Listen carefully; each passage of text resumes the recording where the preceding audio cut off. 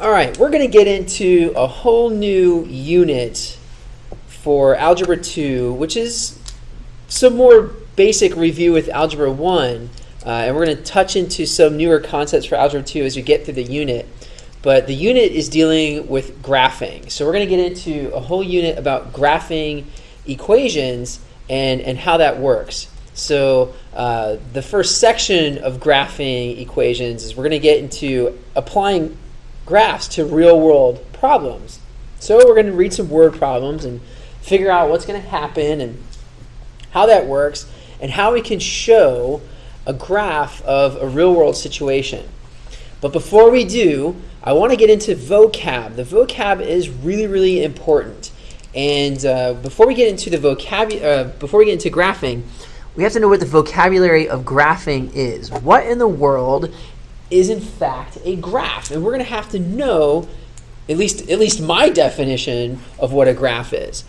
A graph is the set of all ordered pairs that would make a true statement.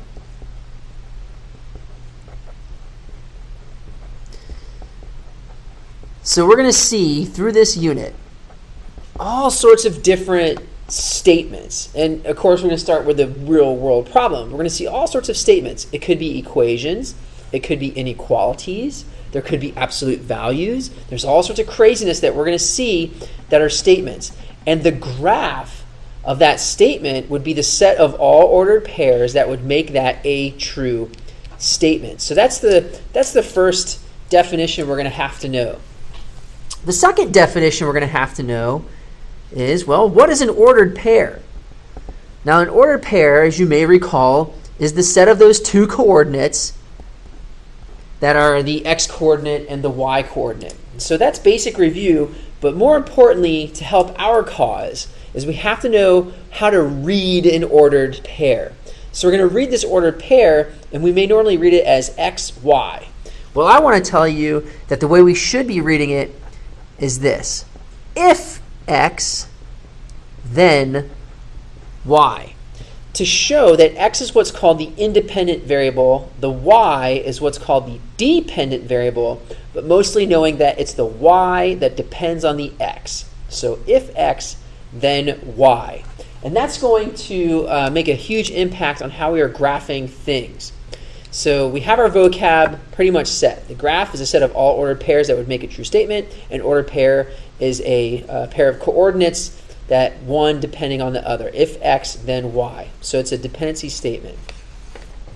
And now what we're going to do is take those concepts and apply it to a real-world situation.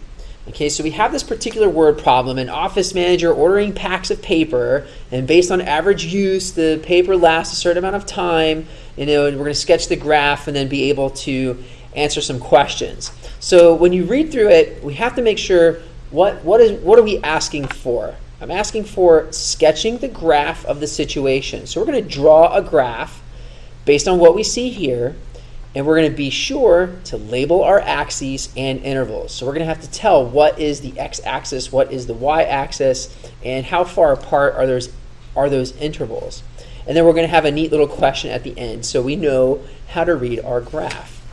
So what we need to do is read this question carefully and then come up with an if-then statement. So we have to see that in this particular situation we are comparing two things. Okay, we are comparing two things, and what we have to figure out by reading is what two things are we comparing.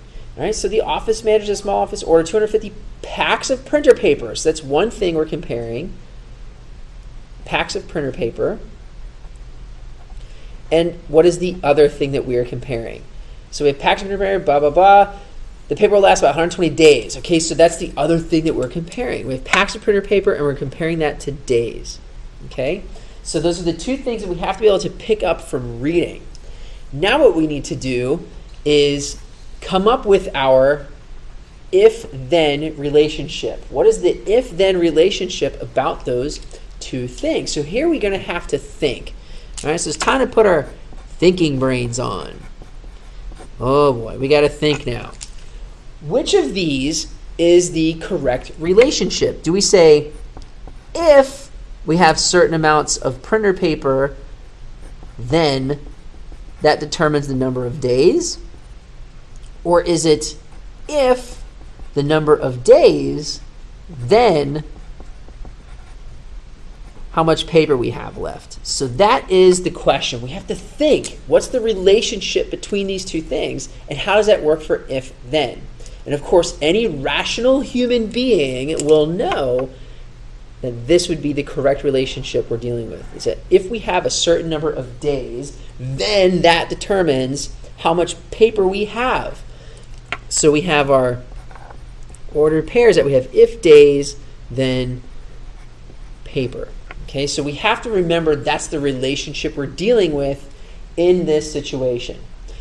All right, now with this relationship, we can now start to draw our graph. Okay, so remember how a graph looks like. In the real world, though, graphs look mostly like this. Because in the real world, you don't find too many negative things. Okay, so we have an x-axis here and a y-axis here. Okay, so we have our real world graph. And so our x-axis is going to be either paper or days, right? So which is going to be the x-axis? Look at the relationship that makes sense. And we're saying if days, then paper. Days is our x. Days is how we label our x-axis. Then we have our y-axis. And our y-axis, of course, will be paper, but we're going to talk more of that in a second. Okay, so we have our x-axis and our y-axis, and we have to remember what were the instructions, right? We're going to sketch a graph, and we're going to be sure to label our axes. So that's how we're going to start labeling our axes. Okay, so now we have things that are going to happen. Now, what is going on with the paper? We have to be specific. What is going on with the paper? So we read carefully. So the office manager orders 250 packs of printer paper. So we're starting off with 250 packs of paper. And what's happening as time goes on is that the paper is being used more and more. So when we say paper for our axis, we have to say that it's paper being used. Okay, so we have to say that it's paper being used. Now, how much paper did the office manager order? Ordered 250 packs of paper. So we have to make intervals to get to 200 to show 250 packs of paper. Now you can make your intervals based on ones. You can count 1, 2, 3, 4, 5, 6, 7, 8, 9, 10, 11, 12, all the way up to 250. You can count by twos, 2, 4, 6, 8, 10, 12, 14, 16, all the way up to 250. Or you can count by 25s. You can count by 10s. I'm going to count by 50s. So I'm going to have, that's 50, that's 100, that's 150, that's 200, that's 250, and maybe up top that's 300. So I'm just going to make my intervals for the amount of paper being used going that way. Now we got to figure the number of days. Now what's the number of days that we're dealing with? So we go back to the word problem. The paper will last about 120 days. And again, I can do intervals going 1, 2, 3, 4, 5, 6, 7, 8, 9, 10, all the way to 120. I go 2, 4, 6, 8, 10, 12. I can go to 120. But again, I can go by 50s. You know what? Maybe I'll go by 25s this time. So I'll go by 25, 50, 75, 100, 125, 150. Okay, so I'm making my intervals evenly spaced. So what's important about labeling our axes is that we're being specific. Okay, we're saying paper used, so we have to be specific. And for our intervals, we are using even spaces. Okay, so evenly spaced intervals. So that's what's important for the graph. Okay. Now, you can have, say, paper being used or paper left over or whatever is happening.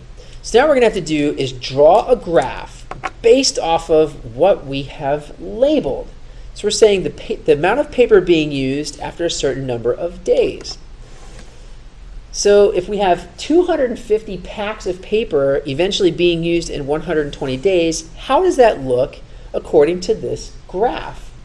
So we have to think. After 120 days, which is about here, that's 120 days, how much paper was used? 250 packs. So at 120 days, how much paper was used? 250 packs. And there is the point that we are at for 120 days. We've used 250 packs of paper. But where's the graph? Okay, so how do we draw a graph? We go back to when time was 0. What would happen at the beginning of time? So we look at the beginning of time and we think, how much paper did we use at the beginning of time? And if at the beginning of time we didn't use any paper, that's how we show at the beginning of time we did not use any paper. In case at the beginning of time we didn't use any paper, after 120 days we used 100 or 250 packs of paper. And guess what we now have? We now have a graph that shows, because it says based on average use, we have a graph that shows over time, okay, as the days go on, the amount of paper used continues to go up until we've used 250 packs. So we have sketched our graph. We have labeled our axes and we have labeled our intervals. Okay, so remember what the question was. Sketch the graph, label the axes, label the intervals. We've sketched a graph, we've labeled the axes, we've labeled the intervals. Okay, now all we have to do is answer the question. How much paper will be left after 80 days? Okay, so we want to read. How much paper will be left after 80 days? Now, I'm not looking for the scientific answer, but what we do want to figure out is, well, where will we be after about 80 days? So if you look at our amount of days, here's 75, maybe 80 is right here.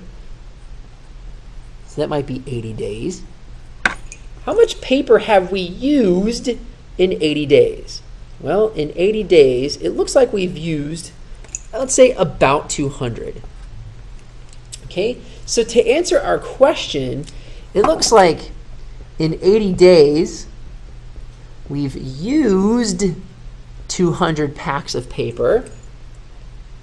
So let's answer the question. Go back to the question. How much paper will be left? Okay, how much paper will be left after 80 days? If we've used 200 and there are 250 packs, it looks like we're going to have 50 packs left. We have to be very careful about what we are reading. Okay, so we have to read very carefully. We have to understand what our graph means, how to interpret the graph, and how to answer questions based on the graph. So it looks like we'll have about 50 packs of paper left after 80 days. And that is how we will begin wrestling with graphing. I want to start with a real-world situation, be able to apply it to a two-dimensional graph, labeling our axes, labeling our intervals, graphing it correctly, and being able to answer questions about it. Thank you for your time.